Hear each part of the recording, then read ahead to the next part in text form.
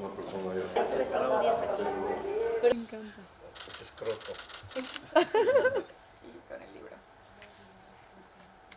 Percusionista, doctor en Derecho, educador, maestro rural en África y en India, caminante, gourmet y creador de vinos. Vivió con la comunidad mexicana como cónsul de México en Los Ángeles, California, Houston, Texas, y fue consejero de la Embajada de México en Washington. Actualmente vive en la Ciudad de México, en Cuernavaca, Morelos y en Playa del Carmen. Bienvenido, Fernando. Gracias, Gracias, Susana. También tenemos a Jorge Fernández. Espera, yo me presento. Yo soy metrosexual y leí el libro. Punto. Y los jueves a las 7 de la noche nos da un curso de Historia de México al cual están cordialmente invitados. Gracias. Bueno. Bravo. Bueno, Enrique Vargas No soy metrosexual. no es metrosexual, Eso salta a la vista. ha sido productor teatral, gestor, promotor cultural, es muy divertido, es funcionario público, se ha desempeñado en áreas estratégicas de cultura y desarrollo de diversos niveles de gobierno. También ha sido asesor para organismos internacionales, secretario técnico de la Comisión de Cultura de la Asamblea Legislativa del Distrito Federal, donde colaboró para la ley de creación de la Ley de Fomento a la Cultura. De 2003 a 2005, vicepresidenta de la Academia Mexicana para el Derecho, la Educación y la Cultura. En 2003 formó parte del equipo de trabajo para la elaboración del diagnóstico sobre situación de los derechos humanos en México, para la Oficina del Alto Comisionado de las Naciones Unidas para los Derechos Humanos en México. Fue subdirector de Cultura de la División de Asuntos Culturales de la Secretaría General Iberoamericana, con sede en Madrid, España, y desde 2011 es coordinador del Espacio Cultural Iberoamericano de la Secretaría General Iberoamericana, CEGIB. Enrique, es un placer tenerlos aquí a los tres. Bienvenidos y les dejo la palabra porque ustedes saben más que yo. Bravo.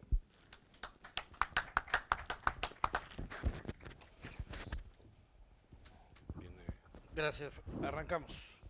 Bueno, yo les pediría que pongamos en modo silencio o placer, como quieran su móvil. Móvil con geolocalizador, que si nos tomamos una foto saben dónde estamos, que nos gustan nuestras reacciones y saben por qué ahora verán por qué les digo esto, así que les invito a que pongamos en modo vibrar nuestro teléfono. Yo primero, la verdad que lo primero que quiero decir es gracias a ti, Fernando, por poder provocar este rato en esta rica tarde madrileña, en este atípico invierno madrileño, donde afortunadamente no falta la luz, y sobre todo la luz que nos vas a dar con tus palabras y con este texto que hoy pones en la mano de todos nosotros. Y la verdad que sí es un placer compartir también contigo, Jorge, esta tarde, porque desde ya será no nada más de inteligencia absoluta por parte de ustedes, que quede claro, sino de un tono absolutamente ameno y de un tono absolutamente de camaradas, de amigos y de gente que nos atrevemos no nada más a soñar, sino incluso a escribir y a poner en papel lo que se siente y lo que se piensa. Así que lo primero, repito, es, y me voy a permitir para no excederme y no perderme, tratar de seguir aquí unas pequeñas palabras que había yo preparado. La verdad que con este texto, con esta novela, Fernando, digo yo que entras de manera firme al mundo de las letras, un mundo infinito como infinita se revela tu creatividad. Siempre pensé, siempre imaginé que eras audaz. Ahora con este texto en las manos lo confirmo.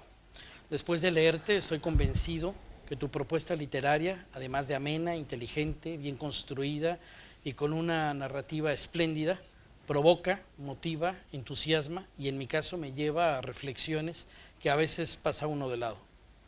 Tu novela, en una simple síntesis, déjenme decirlo, simple síntesis, habla para mí de libertades. Libertades, límites y poder. Tus personajes simples y complejos a la vez Nos llevan por mundos que intuimos y que algunos comienzan a descubrir. El destino nos alcanzó y no es nada más recordar aquella película de los años 70, pero soy convencido, el destino nos alcanzó y nos rebasó absolutamente. Creo que nos ha rebasado y sin ni siquiera darnos cuenta muchas veces de lo que significa ese rebase que fue por la derecha o por la izquierda y nos dejó dando vueltas y ni siquiera nos damos cuenta aunque hayamos quedado como un trompo. La era digital en verdad sí es un cambio de era y yo creo que hay que empezar a decirlo como tal, sí estamos ante un cambio de era. Las nuevas exclusiones a partir de quién tiene acceso y quién no a lo digital marcan nuevas fronteras y nuevos caminos, nuevas oportunidades y nuevas manipulaciones. Ubicas la región iberoamericana, sus líderes y su proceder en una lógica a la que pocos se atreven a enmarcar y eso da una pauta para reflexionar. Hablas de lealtad, eso me encanta, creo que hay que subrayarlo. Hablas de la dignidad humana, de métodos y de memoria. La privacidad perdida dio paso a la apariencia y a la complicidad compartida, a nuevas maneras de relacionamiento humano y de nuevos códigos sociales en los que estamos inmersos, repito, sin darnos cuenta. Surgen preguntas. ¿A dónde nos llevará este nuevo tipo de conciencia? ¿Es realmente competitividad a eso a lo que estamos llamando competitividad? El ser humano debe de tener todo el conocimiento en su cerebro gracias a un microchip. ¿Hasta dónde nos llevará la manipulación digital en el campo electoral? ¿Qué significa realmente aumentar la expectativa de vida? ¿Cómo revisaremos esta etapa en la historia universal? ¿Qué tipos de registro estamos dejando? ¿Cuál es la verdadera huella que se deja? Si comparto una fotografía, a eso me refería con el teléfono, el smartphone, si comparto una fotografía, eso debe provocar el movimiento de todo un sistema de algoritmos que se ponen en función de mis gustos, de mis hábitos, de mis anhelos y, ¿por qué no?, también de mis frustraciones. ¿La nube sabrá más de mí que yo mismo? Llevo años tratando de entender esto que ahora se dice con toda facilidad, la inteligencia virtual. Por supuesto, no tengo respuesta y no tengo ni siquiera la mínima aproximación a eso. Si algo me queda claro, después de disfrutar tu espléndida novela, es que aún estando inmerso, como muchos de los aquí presentes, en la conectividad y en las ventajas que nos da esta modernidad de lo digital, aún mantengo mi capacidad de asombro. Y por eso, Fernando, te doy las sinceras gracias. Bravo, Bravo, bravo. bravo. Gracias, gracias. Jorge, Yo quisiera leer ese mismo texto, porque estoy absolutamente de acuerdo con cada línea. Si quieres cambio el orden.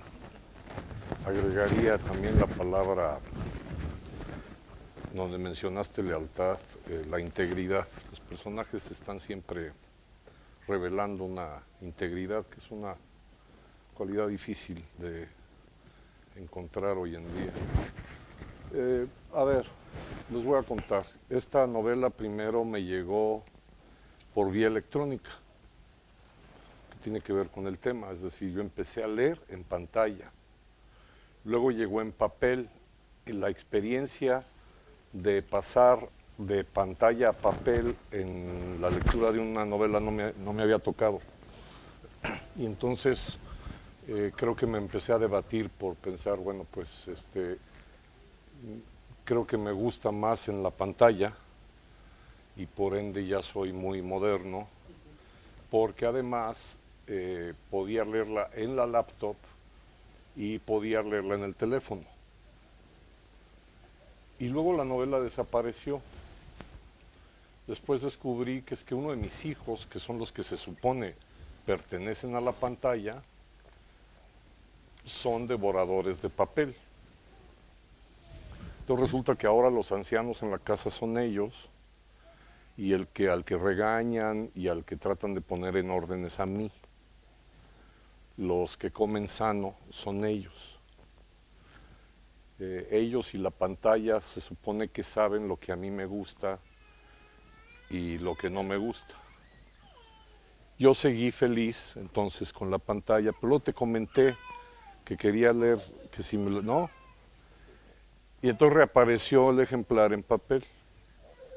Ahora, como no vengo de la casa, lo malo es que no pude pasar. Pero para mí fue muy interesante las anotaciones que hizo Sebastián. El que la leyó completa fue Sebastián y Santiago apenas la está leyendo. Sí, las cosas que se le ocurrieron subrayar a ellos, quizás son cosas que yo hubiera subrayado dentro de 30 años, si es que yo llego a crecer como ellos. Pero lo que sí está claro es que cuando yo tenía 20 años yo sería incapaz de entender lo que ellos están entendiendo. Y esa disyuntiva, en primer lugar, marcó mi lectura porque dije, el asunto literario no es así de simple. Y más aún, si fuera un libro de crónica histórica.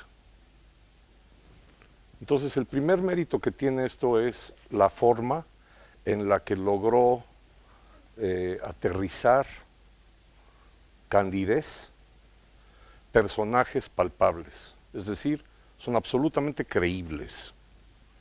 Incluso al final se hace una aclaración, la aclaración que se hacía antiguamente en las películas, de que cualquier coincidencia con personajes de la vida real es meramente circunstancial y no es intencional. Cuando venía yo para acá estaba pensando si podría yo hilar las preguntas que me quedaron en el aire desde que la empecé a leer. Por supuesto que la primera fue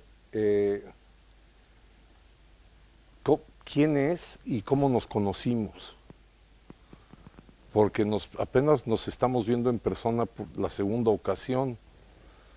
Yo incluso solamente había visto la foto en la contraportada, en la cuarta de forros, que creo que no se llama Avatar en este caso. Avatar sería la que tienes en una página web, ¿no? Bueno, quiere decir que tenemos espacios en común y amigos en común. Pero tenemos la sustancia de la novela también en común. Porque como bien se acaba de explicar en ese texto, esto ya nos alcanzó. Esto nos rebasa y luego nos despide todos los días. En mi caso, como estoy enfermo de la cabeza, también lo siguiente que pensé fue, después de Voltaire, ¿a quién se le ha ocurrido titular una novela que tenga que ver con Cándido? Y no hice la investigación. Pero la palabra me fascina. Una novia me cortó por candidez. Y la primera vez que la escuché, en mi infinita estulticia pensé que tenía que ver con dulce, con una mala traducción del inglés candy, debido a mi sobrepeso. No. Después alguien me explicó, es por inocente, por falto de malicia, por liviano. Una serie de definiciones que no necesariamente coinciden con los de la academia. Entonces me pregunté si yo recordaba el Cándido de Voltaire. Y anoté en un papel que sí, lo que me acuerdo es que es una sátira cómica, mágico-musical, llevada a la ópera por Bernstein, de un hombre que está burlándose de Leibniz, según recuerdo, pero que todo gira en torno a que vivimos en el mejor de los mundos posibles. Y dije, wow, ¿será la secreta clave de Viveros? ¿Será la secreta clave de Candidez? Porque yo tengo amigos que creen que viven en el mejor de los mundos posibles en cuanto estrenaron los audífonos inalámbricos, que yo ahí ya pinté mi raya, yo ya dije ya. Yo llegué a los audífonos, pero ya los inalámbricos, francamente no soy capaz de subirme al metro con eso. Parezco un lechón de Cándido que a lo único que le falta es la manzana, porque esas cosas blancas colgando aquí, en mi caso, rompen el encanto que tengo con ciertos niños, no sé si sea el caso hoy en la tarde, que me confunden con Papá Noel. Ahorita en el autobús un niño me dijo que si había yo recibido su cartita, le dije que sí, y entonces me dijo, ¿y por qué no me trajiste lo que...? No, tampoco, maestro. No estamos en el mejor de los mundos posibles, pinche niño. Tengo amigos que dicen lo contrario, y creo que eso también se filtra en algunos de los párrafos, que es el que reniega de lo que nos rebasa. Es decir, tengo amigos que dicen, el mejor de los mundos posibles es precisamente no usar ese teléfono, estar incomunicado, escribir a mano. Yo escribo a mano, por supuesto, pero tarde o temprano tienes que pasarlo a la máquina. El oficio de escribir, en mi caso, empezó siendo una cuestión absolutamente natural de libretas. Siempre traigo libretas, desde los 7 años, para hacer dibujos y para anotar cosas. Pero de unos 5 años para acá resulta que tengo que escribir directamente en la pantalla. De más o menos 6 meses para acá, lo que escribo no necesariamente se publica. Y eso está bien cuando es tu prosa, pero cuando es el trabajo da mucho coraje. Y aquí noté que fuiste muy amable con la ira, con la mala leche que se podría haber desprendido entre los personajes. Esa sería mi siguiente pregunta. ¿Cómo llegaron los personajes? Quería hacer como una entrevista contigo de lo siguiente. Empezar. Si tú decidiste que la pluma flotante o las plumas de la portada son negras, sí es decisión tuya. Qué bueno. Yo soy un lector que se fija mucho en las portadas. Y si no me late la portada, no leo el libro. Perdón, pero así soy yo. Y el álgebra de Baldor no me latía la portada. Después se supo que era Bin Laden. Y qué bueno que no le entré a ese pinche libro. Pero este libro, entonces, lo primero que me llamó la atención fue título, nombre y portada. Pero entonces personajes. Por ejemplo, hay un chino. Conste, a mí no me gusta que en las presentaciones los presentadores revelen todas las claves de un libro. Jamás le voy a perdonar a Héctor Aguilar Camín, que presentó Constancia y otras novelas para vírgenes de Carlos Fuentes, delante de Carlos Fuentes, es un libro de cuentos, y nos contó los cuentos. Entonces, cuando fueron las preguntas, yo levanté la mano y hay testigos, dije, oigan, ¿de veras creen que vamos a comprar el libro? Porque este güey ya no lo contó.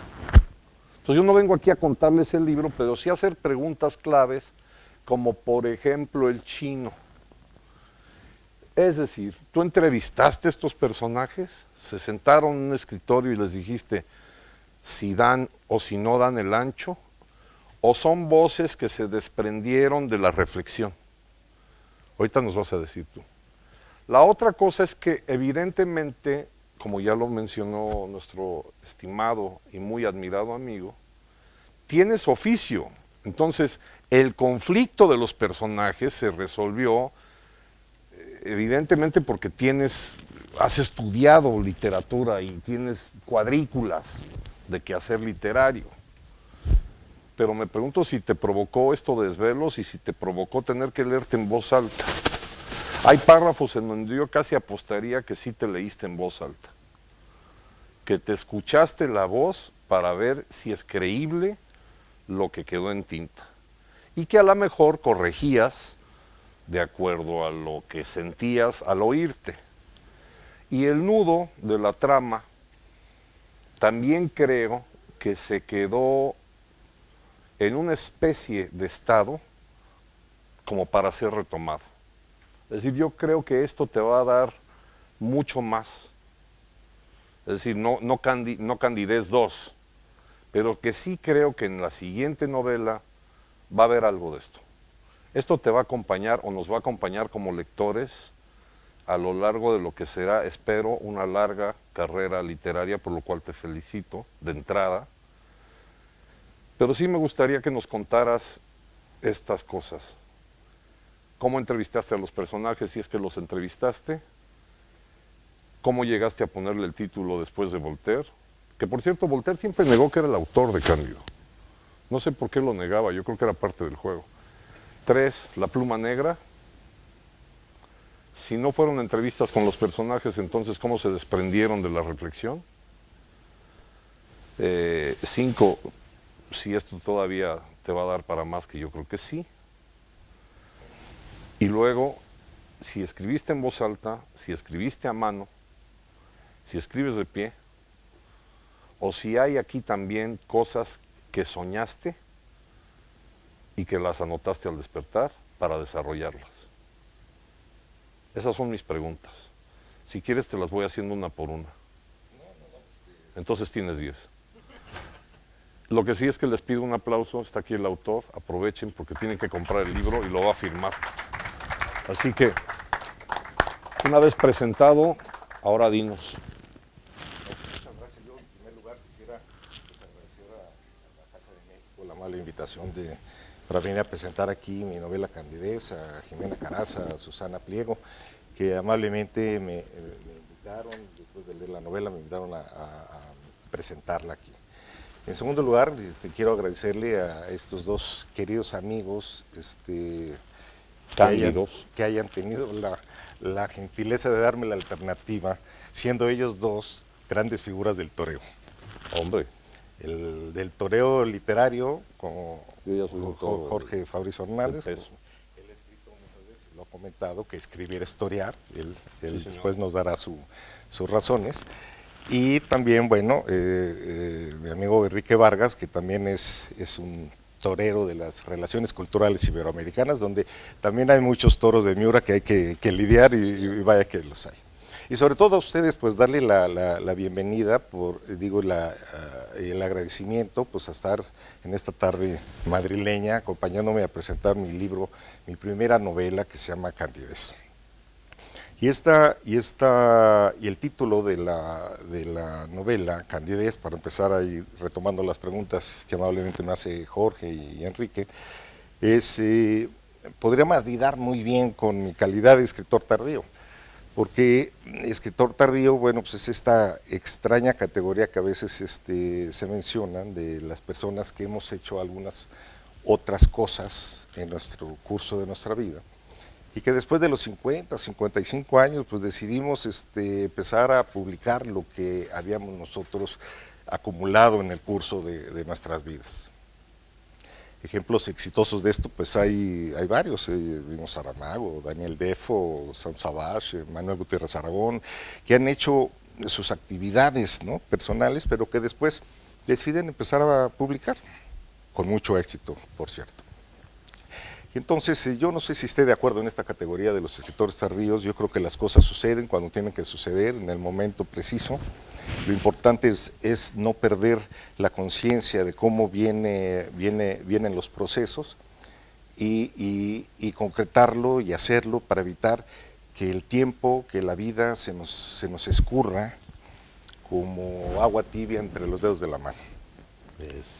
Entonces, si bien acepto que también fui escritor tardío, o que soy escritor tardío, también tendría yo que decir que fui lector precoz, y no por otra cosa, sino que fue porque mis padres, tal vez estando yo muy inquieto de niño, agarraron, y a la edad que están estos queridos sobrinos míos, me agarraron, pusieron encima de sus regazos y me empezaron a entretener diciéndome que me iban a contar, que me iban a presentar a amigos de ellos que me iban a contar sus aventuras de sus viajes. Yo creo que fue una buena táctica, en principio, empezar a despertar esta imaginación, esta capacidad de imaginar cosas y de escucharlos. Y un buen día pues me pusieron, ¿no?, en las piernas y me dijeron, pues te voy a presentar un tal Salgari, que es un amigo mío que nos va a platicar sobre los corsarios en el Caribe, sobre la cimitarra de Buda, sobre las aventuras en Siberia, la mujer del pirata o Sandokan. Entonces yo fascinado los escuchaba. Y a la mañana siguiente pues empezaba a decir, ahora te vamos a presentar a Herman Melville, que nos va a subir a un bote de ballenero, vamos a buscar ballenas y vamos a encontrar una grandota que se llama Moby Dick. Bueno, ya dice. O con Julio Verne, que van a subirnos al globo, la vuelta al mundo en 80 días, o vámonos a meternos al viaje al centro de la Tierra, o con El Principito, vámonos a subir un avión y vamos a empezar a dar la vuelta. Entonces, esto fue despertando, y yo creo que decía ahora que están de moda los programas nacionales de lectura, ¿no? En donde yo creo que más que pues, hacerlo de una manera gratuita, hay que despertar, ¿no? la lectura compartida con los niños a esa edad y tratar de incrementarles la motivación para construir mundos, para mejorar su imaginación y con ello hacer, como hicieron en mi caso, hacerme un crónico buscador de asombros. Después ya fue pasando el tiempo y bueno, ya llegó la adolescencia y lo comento porque aquí están jóvenes también, en donde pues empecé a descubrir que la palabra escrita y que la poesía era un instrumento muy efectivo en el cortejo amoroso. Y entonces, bueno, pues de pronto pues ya en la adolescencia, y yo por ejemplo tenía ahí alguna amiga que yo ya estaba en el cole, como dicen aquí, y me caía muy bien, ¿no? Pero no hablaba, no me decía nada, ¿no? Y entonces yo, acostumbrado a la consulta con los autores y a la conversación, ¿no? Estructurada con ellos, entonces pues yo iba corriendo a la biblioteca de la casa y buscaba a Neruda y le decía, a ver, don Pablo, bueno, o don Neftalí Reyes Basualto, ¿qué hago? Esta amiga me encanta, pero no me dice nada, ¿no? Entonces me ponía yo a leer y entonces decía, escuchaba una voz por ahí que me decía, pues dile esto. Y me gustas cuando callas porque estás como ausente y me oyes desde lejos y mi voz no te toca. Parece que los ojos se te hubieran volado y parece que un beso te cerrara la boca. Entonces iba yo y se lo decía. Bueno, de pronto la niña empezaba a hablar, ¿no? Y luego no dejó de hablar, que fue lo peor, ¿no? Entonces, aquella otra que por cierto era madrileña, me acuerdo que ya estábamos muy avanzados en la relación, porque ya íbamos hasta el cine juntos, ¿no? Entonces ya Gran paso. En los 70s, Gran ir paso. al cine juntos ya era una cuestión ya muy avanzada. Bueno, y hoy también. Y no era Netflix, era otro. Y entonces de pronto un buen día me dice, pues ¿sabes qué, Fernando? Que yo me regreso a Madrid porque ahí está mi familia, me quiero regresar. Le dije, pero ¿cómo? Si ya fuimos al cine. Le dije, no, espérate, vamos a esperar un poco más de tiempo. Y entonces iba yo corriendo también, ¿no? Entonces, ¿no? Me estaba a ver y entonces maestro Alberti, ¿qué le digo? Entonces, no. Tú no te irás, mi amor, aunque lo quieras, tú no te irás, mi amor. Y si te fueras aún yéndote, mi amor, jamás te irías, ¿no? Pues voy corriendo, se lo digo, ¿y qué creen que se queda? Y se quedó hasta la fecha. Pero bueno, lo que quiero decir es que de pronto encontré con que la palabra, la lectura, ¿no? Y el ejercicio de la comunicación a través de las palabras era sumamente efectivo. Y entonces así se fue dando la posibilidad de hacerlo, y luego ya, bueno, entró a la universidad y yo, pues igual que Fuentes y que estudié Derecho, y entré en otro tipo de textos, y luego en los viajes académicos, familiares, personales, también tuve oportunidad de viajar. Y entonces eso fue lo que me empezó a meterme en la vida. Y finalmente hasta que llegué a la cuestión de los usos sociales de las nuevas tecnologías y encontré cómo si pudiéramos establecer una línea de la historia de la humanidad, encontraríamos que esta etapa es, según mi opinión, estoy convencido de ello, la etapa más interesante, más compleja, pero que mayores oportunidades nos brinda para poder encontrarnos, solucionar los grandes problemas de la humanidad, pero que también conlleva los grandes riesgos para conservarnos como humanos. Y entonces, ¿por qué? Pues porque vivimos en este estado donde hay tanto vértigo, ¿no? Tanta velocidad en un desarrollo exponencial de la tecnología, en donde pues todo es tan aprisa, todo nos lleva a una cosa y después la otra, ¿no? Y que nos hace perder esta velocidad, la conciencia del presente. Y al disminuir la conciencia, bueno, pues lo que sucede pues, es de que viene la incertidumbre y vivimos en una era de una grandísima incertidumbre.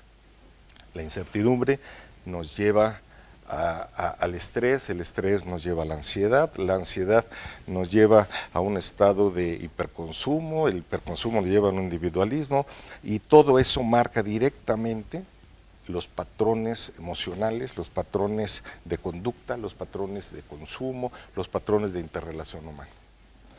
Y entonces es ahí donde yo dije, bueno, yo quisiera escribir algo sobre esta realidad que estamos viviendo hoy en día, que es cómo influyen este elemento disruptor en la historia de la humanidad, como no había habido nunca, ni en la revolución industrial anteriores, ni en ninguna otra etapa, hemos tenido este elemento donde cambia todas las pautas, todos esos patrones emocionales.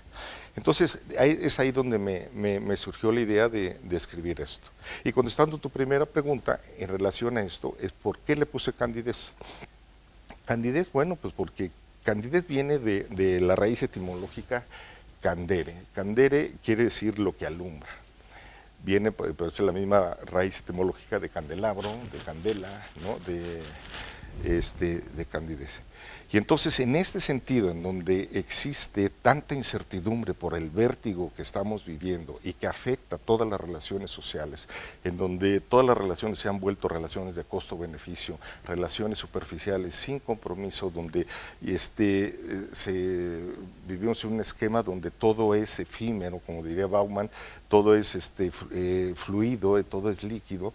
Entonces, esta incertidumbre, en mi perspectiva, provoca una gran oscuridad, una gran incertidumbre.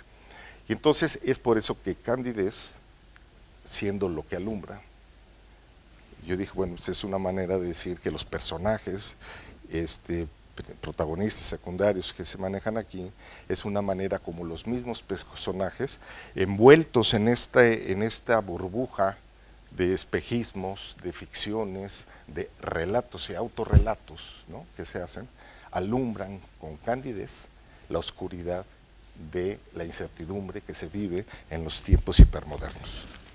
Y entonces es ahí donde yo dije, bueno, esta es la justificación de decir, bueno, ¿por qué todos en nuestras vidas decidimos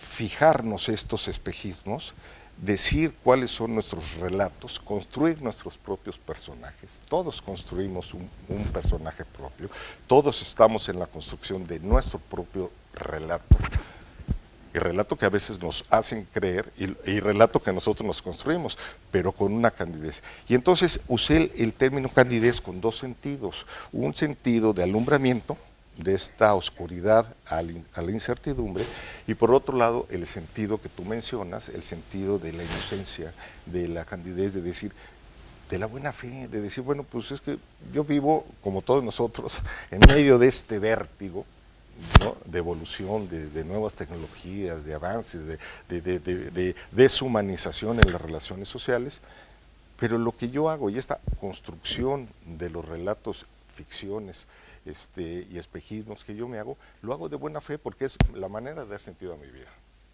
y de dar sentido y justificación a nuestra vida. Entonces esa es una primera cosa. Y la segunda, la cuestión de las plumas, es precisamente la liviandad, ¿no? La ligereza. Yo creo que entre más uno puede ahondar en uno mismo, más simple tiene que hacerse para afuera, ¿no? Más ligero, más liviano, ¿no? más suelto. Entonces esa fue la cuestión, o sea, cómo en medio del vértigo tú te puedes aligerar, tú te puedes alivianar, y tú te puedes sentir un poco más simplificado y evitar que esta vorágine de información, de nuevas tecnologías, de falta de tiempo efectivo, de calidad entre los seres humanos. Tú mencionabas ahorita, bueno, es que la situación de la utilización de las nuevas tecnologías muchas veces nos está rebasando porque la comunicación se está haciendo primordialmente a través de medios digitales. Tú le dijiste, bueno, nos acabamos de ver, ¿no? Bueno, pues sí, nos acabamos de ver, pero habíamos establecido una gran comunicación, y no solamente comunicación, sino un gran afecto que yo le tengo a mi amigo Jorge, pero que se construyó digitalmente. Y instantáneo, es decir, así, de las cartas tardaban. Y entonces digo, es algo que bueno, uno debe decir, bueno, es que debimos de haber pasado por un proceso de contacto personal, ¿no? Debimos de haber ido a comer muchas veces para establecer este vínculo afectivo, ¿no? Y de identificación emocional para llevarnos, pues yo creo que bueno, los tiempos dicen que vienen otros patrones de construcción afectiva y emocional. Y entonces, en tercer lugar, bueno, pues viene la cuestión de la decisión de cómo construir estos personajes. Yo dije, bueno, tendría que ser algo que se identificara con lo que estamos viviendo. Por eso construí un personaje que viniera, que fuera un agente, pues un maestro universitario común y corriente, que puede, pero que tiene conciencia de las deficiencias que vive de su entorno, y que eso le provoca una gran inconformidad en donde quiere hacer algo por su país. Y por eso se llama Salvador Leal, ¿no? Comentábamos ayer con Enrique, bueno, me decía, ¿por qué le pusiste Salvador Leal? Y entonces yo le dije, bueno, pues Salvador, porque pues, él intenta en su esquema de candidez, ¿no?, salvar una situación general, y Leal porque él es leal a sus propias convicciones, a sus propias reflexiones, a su propio modo de ver la vida y de darle sentido a su propia existencia. Y entonces es ahí donde se empiezan a generar los personajes. Efectivamente, no nada más imaginé estos personajes, no nada más me senté con ellos en la mesa, me acompañaron durante todo el proceso creativo de la escritura. Que valga decir que, regresando al punto de los escritores tardíos, al tema de los escritores tardíos, yo creo que más que el producto final, yo disfruté mucho el proceso creativo. Y el proceso creativo involucró mucho lo que tú comentas, Jorge, de establecer esa comunicación con los personajes. Yo me senté muchas veces a platicar, comí muchas veces con Salvador Leal, con su amigo Santiago Roca, con su esposa Sol, con el chino, fui a China, me metí a los jardines, estuve viendo, investigando, traté de analizar cómo negocian ellos, cuál es la situación.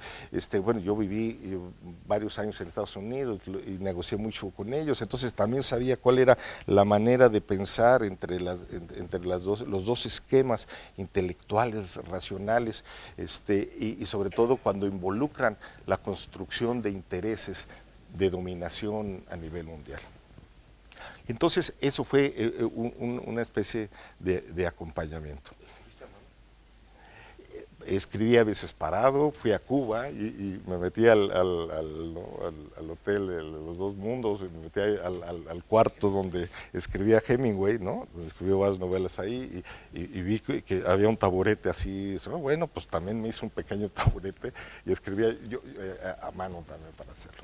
Me cansaba un poco porque padezco de la ciática, pero bueno, a veces me sentaba, me paraba pero fue muy interesante tratar de ver estos esquemas de cómo se podía, ¿no?, entender. A veces escribía a mano, yo también uso esas libretas que son maravillosas cuando surgen ideas. Muchas pasajes de la novela son oníricos, o sea, lo viví en los sueños, y al buró inmediatamente apuntaba algunas, ¿no? O sea, entre conciencia y subconsciencia y conciencia, ¿no? Trataba yo de describir algo y definitivamente pues se fueron dando la construcción de esto. Y quise tratar sobre todo temas de carácter emocional, de cómo a pesar de vivir en un mundo hipermoderno, hipertecnologizado, yo creo que, como decía Calderón, bueno, de la vida sigue siendo sueño, seguimos siendo humanos, ¿no? Lo importante es tener la capacidad de tener esta libertad de seguir disfrutando la belleza, la alegría compartida, la memoria, la imaginación, la empatía, la solidaridad, de una manera natural. Yo creo que ese es uno de los grandes retos que tenemos en esta sociedad hipermoderna, de tratar de hacer que nosotros como sociedad tendríamos que tener esta posibilidad de garantizar condiciones que nos mantengan en ese esquema de libertad, tocando el punto de las libertades que tú comentas. En segundo lugar, yo creo que también es muy importante como sociedad tratar de establecer los controles éticos y las regulaciones éticas y los límites éticos del desarrollo de la tecnología y del manejo de la información. Tú mencionaste la cuestión de los algoritmos en el sentido de decir, bueno, efectivamente vivimos en una etapa donde el sistema externo conoce mejor al sistema interno de nosotros.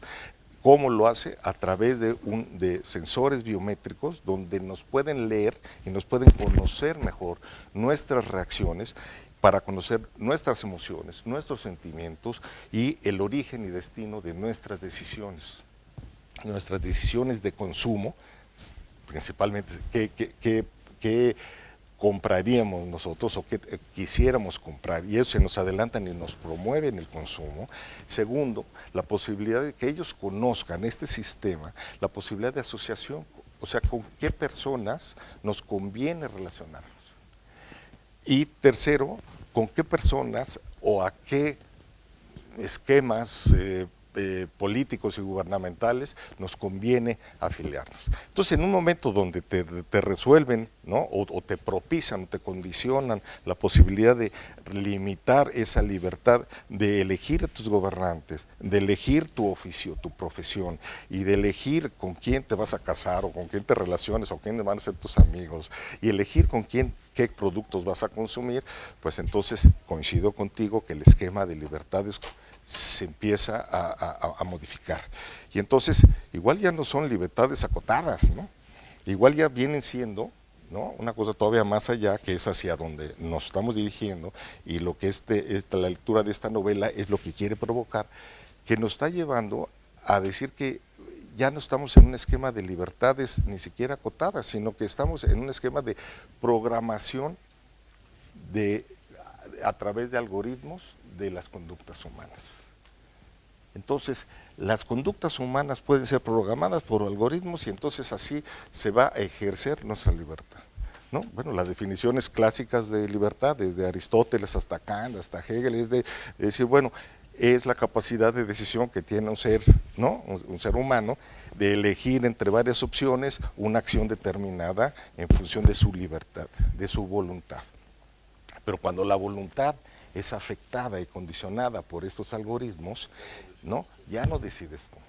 De hecho, hay también otros autores que dicen, bueno, que el libre albedrío pues no es tal, porque estamos condicionados por dos circunstancias, las condiciones biológicas y las condiciones sociales. Las condiciones biológicas en el sentido de que tú no decides con toda libertad porque tienes una programación genética de entrada que te trasciende por generaciones. Y segundo, tienes una constitución neurológica y tienes unos procesos bioquímicos que te condicionan las respuestas que tú tienes ante tu medio ambiente, ante el ecosistema y ante la respuesta de la interacción social. Entonces, ahí hay un esquema donde ya no estás libremente decidiendo porque tienes estos condicionamientos. Y los condicionamientos sociales, pues que tú no tienes las mismas decisiones que puede tener un esquimal o que puede tener un indio masái en Tanzania o un guarao en el Amazonas. O sea, pues tu ecosistema es diferente porque está definido de tu origen, tu familia, tu sexo, tu condición familiar, tu condición social. Pues uno responde a cómo fue creado. No es lo mismo un niño que crece con violencia intrafamiliar en Siria a un niño amoroso como los que están aquí, que viven en un esquema amoroso. Entonces, el problema de las libertades yo creo que es uno de los más grandes. El problema no está en decir, bueno, las nuevas tecnologías, sí, por supuesto que tienen muchas bondades, Y por supuesto que en esquema de salud, de telemedicina, bueno, no se diga, tú puedes avanzar y puedes adelantarte a través de nanotecnología y biotecnología, puedes meter nanorobots en tu torrente sanguíneo y que te funciona como un laboratorio ambulante. Y entonces... Exacto.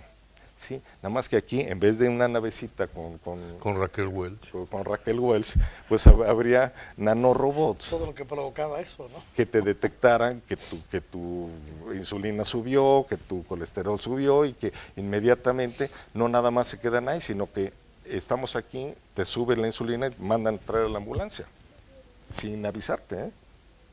Entonces, esos son los beneficios actuales de las nuevas tecnologías, pero también hay el uso y el abuso de eso. Entonces, concretamente, ¿cuáles creo yo que son estos retos de la sociedad moderna?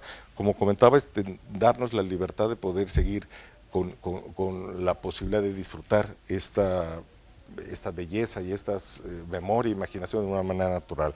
Segundo, de la manera como se establecen los códigos éticos para que se eviten los excesos, porque si no hay limitaciones, ¿no?, éticas, pues esto es un paraíso terrenal para los dictadores, para los terroristas, para los misántropos que difundan mensajes de odio y de discriminación en los medios. Pues digo, no hay control, nadie me limita, ¿no? ¿Y qué se puede hacer?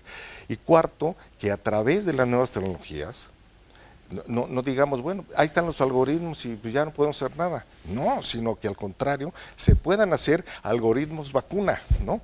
Algoritmos que te señalen la posibilidad cuando ya tú estás siendo influenciado, tu patrón de conducta o tu patrón de consumo, y que ellos mismos te ayuden, algoritmos buenos, ¿no? Algoritmos sanos. A favor de tu decisión. A favor del mantenimiento albedrío. de la libertad humana y de la posibilidad de libre albedrío.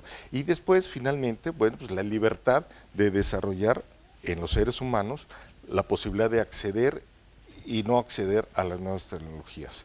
Y la posibilidad de dejarte que tú decidas si tú introduces tecnología en tu cuerpo, que ese es el siguiente paso.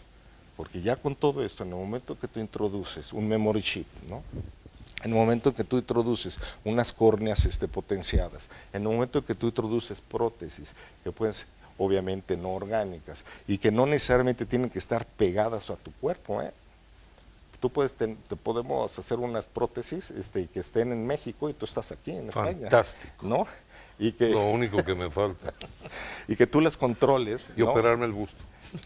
mentalmente. Y estoy hablando de todo tipo de prótesis. Bueno, Perfecto. Entonces es un esquema donde esta posibilidad de brincar del esquema biológico orgánico y pasar al no orgánico es otra cuestión, ¿no? Y entonces yo creo que esos son los 4 grandes retos que tiene la sociedad hipermoderna. ¿Y cuáles son los retos que tenemos nosotros como humanos en medio de esta sociedad hipermoderna? Y con eso ya concluyo. Pues primero es que nosotros tengamos desarrollar la libertad de acceso y salida a las tecnologías. Que conservemos la posibilidad de decir, hoy en la noche o este fin de semana no voy a usar mi celular y lo voy a guardar en el cajón y en la caja fuerte. Me vale, no lo voy a usar. Que no estás localizable, pues me vale, no estoy localizable. La libertad de hacerlo, ¿no? La libertad de decir, ¿sabes qué? Me meto el memory chip o no lo introduzco en mi cerebro, en mi cuerpo, ¿no? Tercero, tener la posibilidad de comunicar esto a las nuevas generaciones y decirle a los niños de ahorita, sabes que tu smartphone, tu iPad, no es para 24 horas, ¿eh? Es de 6 a 6 y media, después de hacer tu tarea, después de hacer deporte, después de comer bien, después de hacer sano, etcétera, ¿no? Y transmitirlo esto en nuevos patrones educativos y culturales. Y cuarto, la posibilidad de decidir de que finalmente pues la vida es eso, ¿no? Es el camino, es la cuestión de disfrutar, tener capacidad de goce y de disfrute, de que la vida es la vida de contrastes, ¿no? Que hay limitaciones, hay satisfacciones, hay adversidades, hay alegrías, hay tristezas, ¿no? Hay posibilidades de encuentro, de desencuentros, y que la vida no es voy a lograr que mi desempeño físico y mental llegue a tal punto y en ese momento voy a ser feliz. No, no, no. La vida es esto, es disfrutar todo eso. Y entonces, pues en ese esquema, traté de escribir esta primera novela, que les agradezco mucho sus comentarios y sus generosos consideraciones, y efectivamente ya está en el tintero la segunda novela, que también trata de ver sobre cómo, cuál va a ser la posibilidad de resistencia de los que se quieran mantener como naturales, sin insertar tecnologías en su cuerpo, sin verse víctimas, ¿no?, indiscriminadas de los algoritmos, y conservando su esquema de libertades tal como lo concebimos actualmente, con este mundo de contrastes y con este mundo donde hay comienzos pero también hay finales. Bravo. Para así dar sentido a nuestras vidas. A mí me faltó exhortar a que compren 2 ejemplares, uno para consumo personal, pero el otro para regalar, porque lo que se me ocurre es que también es un libro que se presta precisamente para la conversación. Entonces ese es un beneficio ad latere, que creo que podría ser el mejor elogio a tu primera novela. No, pues muchas Que gracias. nos hace hablar entre nosotros en un mundo en donde se supone que ya no se habla, que ya no se necesita hablar para vivir. Y yo no podría vivir si no puedo hablar, si no puedo escribir y si no puedo tocar. Claro. Enhorabuena. Apláudanle, por favor, a este autor. No, hombre. Está aplaudiendo la niña, ¿eh? Sí, no, pues ya son las nuevas Sí, te generaciones. voy a traer estamos algo en hablando. diciembre, cuando hagas tu cartita. Hay preguntas, comentarios, participen. ¿Alguien quiere elogiarnos? ¿Alguien quiere llorar? ¿Alguien quiere mandar un WhatsApp? Puede ser. Ya me tocó estar en una presentación donde una persona del público mandó un WhatsApp a uno de los ponentes. Con la pregunta. Sí, pero los demás no supimos quién era. Por supuesto que era alguien que conocía a un presentador, porque tenía el WhatsApp del presentador. Claro. Y yo salí de ahí diciendo, bueno, ¿y quién fue, pues? ¿Quién? Y no sabía yo, era como un capítulo de Black Mirror. Exacto. También Me dio mucho miedo, de veras. que también lo digital propicia mucho la clandestinidad, ¿no? Sí. El ocultarse, ¿no? Por supuesto, yo me estuve El carteando ocultarse y también amorosamente. mostrarse, ¿no? Después descubrí que era un trailero de Carolina del Sur. Más gordo que yo. Sí, no Y sé. yo creía que se parecía a Thalía.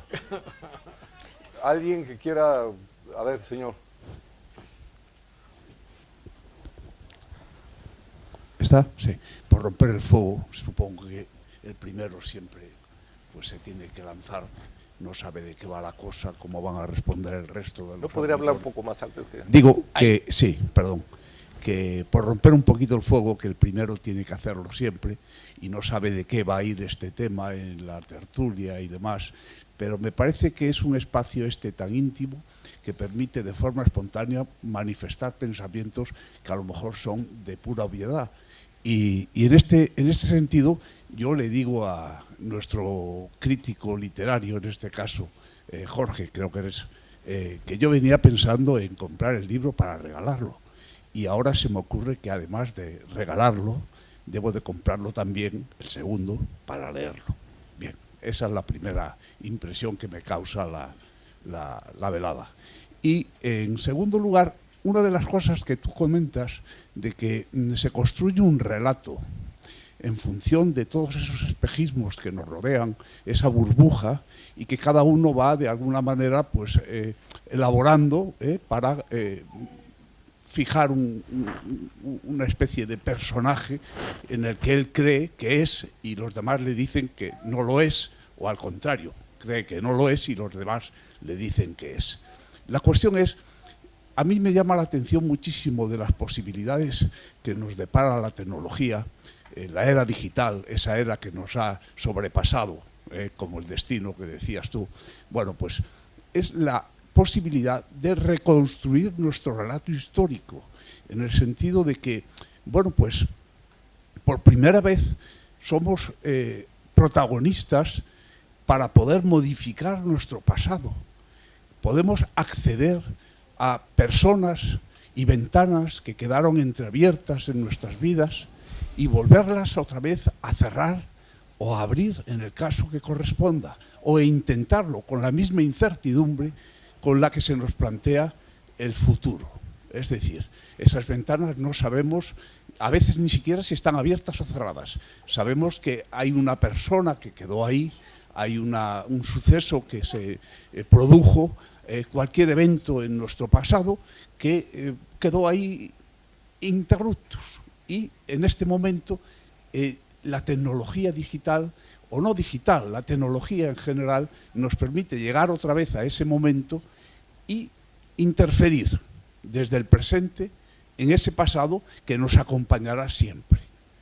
Y de alguna manera, este me parece un enfoque que, bueno, pues no sé si será muy obvio, no lo sé, se me ocurre al hilo de tu comentario acerca de la trama y de cómo has ido elaborando toda la historia y todo lo que te sugiere esta era, pues a mí me fascina la posibilidad de reconstruir la vida de una persona desde el presente hacia atrás.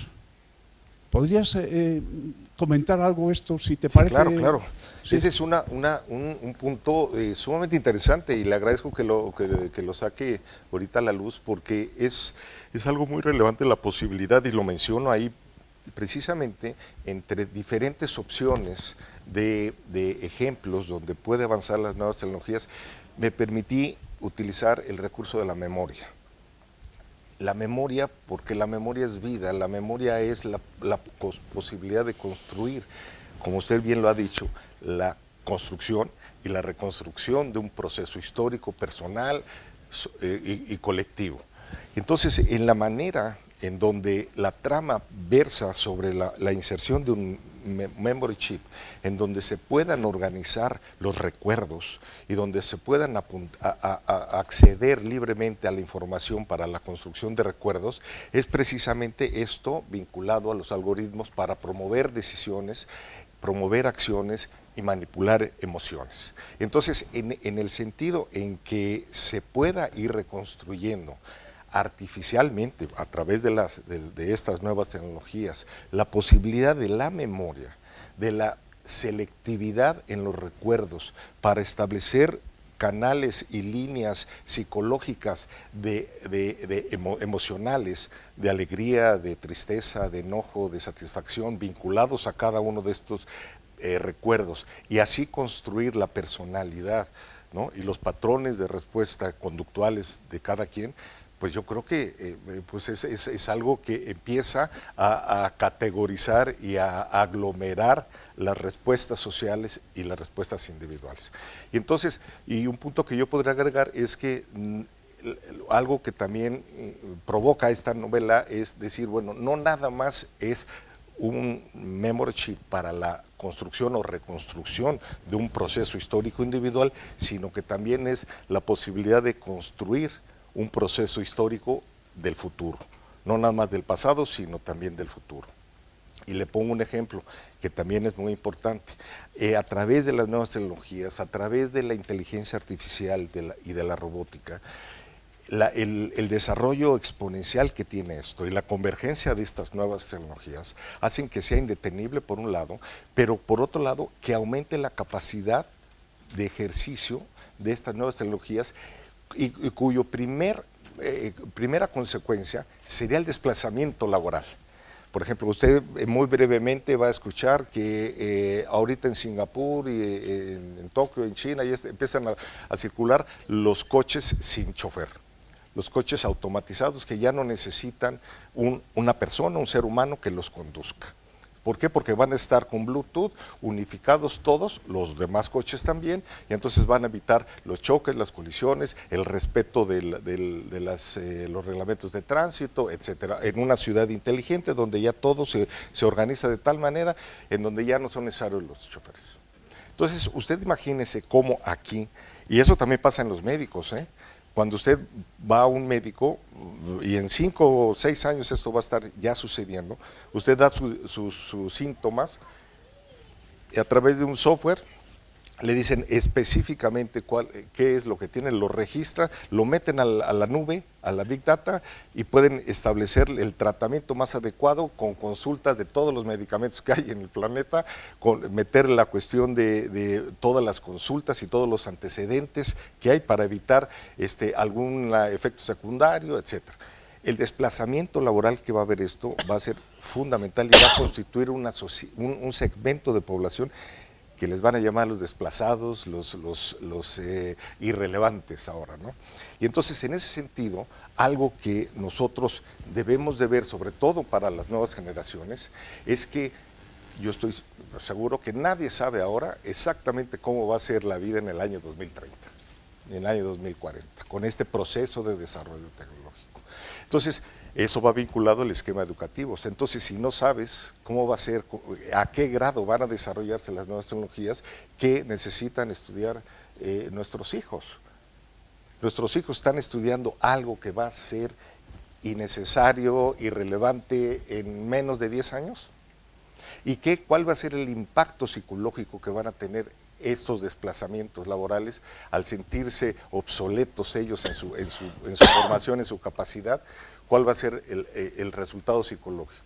Pues obviamente va a haber un esquema de ansiedad, obviamente va a haber un esquema de frustración, obviamente va a haber un esquema de insuficiencia, de solvencia en su modo de vida, en su modo de familia, etcétera.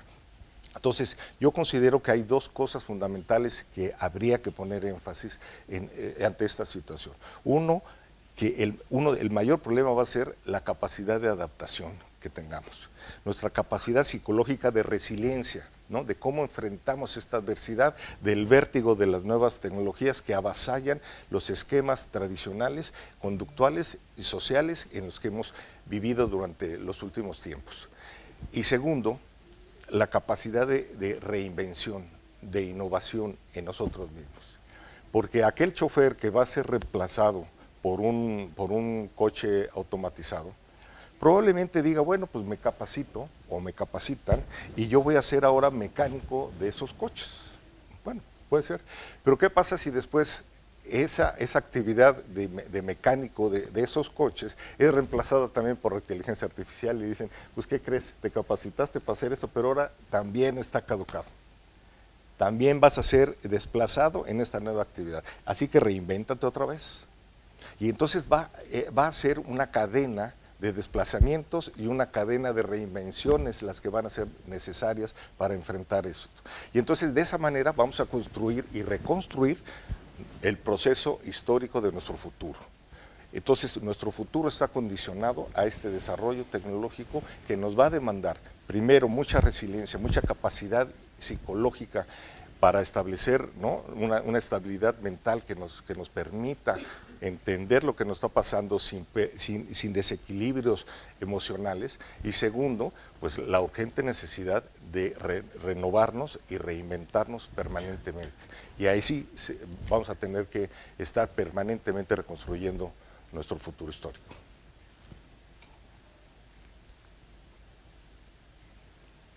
Uno por uno, por favor.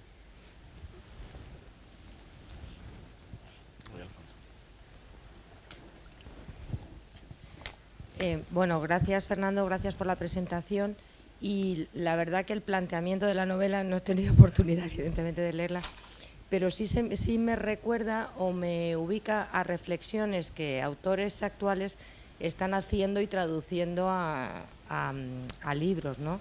Como 21 lecciones para el siglo XXI de Harari, que te iba a preguntar si algo te había inspirado este tipo de autores, pero entiendo que no, porque es un libro que se ha presentado en el 2018, ¿no? Muy reciente.